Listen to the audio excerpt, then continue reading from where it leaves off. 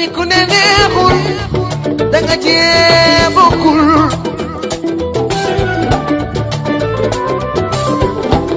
Alin lii ku ne neexul Kébé danga cee bokkul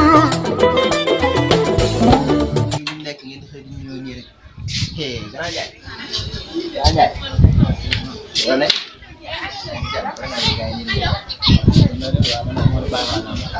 mais li bees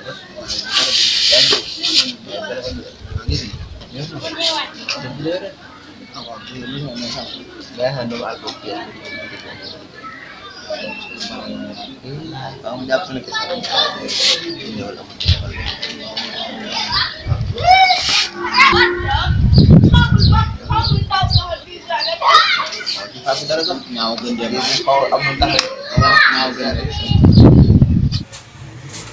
salaamaaleykum on di ci rek ay ci jàmm dëkk dëgg bay ci waaw fi la tëmbe ay kenn yoro la ñu ma sax la ay doy na waar ñep jàmm wa léegi da ngay jox foofu bi ci tak meew xol waaw nga lebal musul jox waaw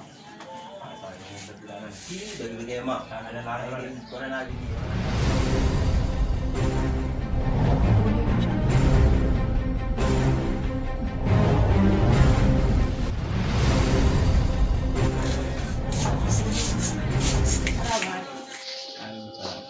Jam. Kira naik. Hai. Jam. Hai jam. Santai kan? Merci. Jaga jaga. Kau gerak macam mana? Jaga jaga jaga. Jaga ya kan tu. Léegi yow da nga may jox foofu 50 saako ceeb. Waaw saako ceeb. 50. Ak meew lool 20 saak.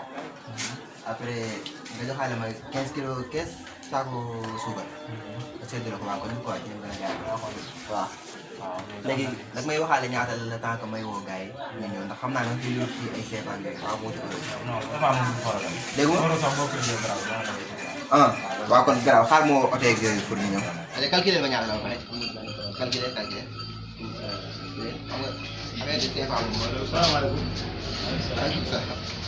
déet man naa ay ordinateur bi.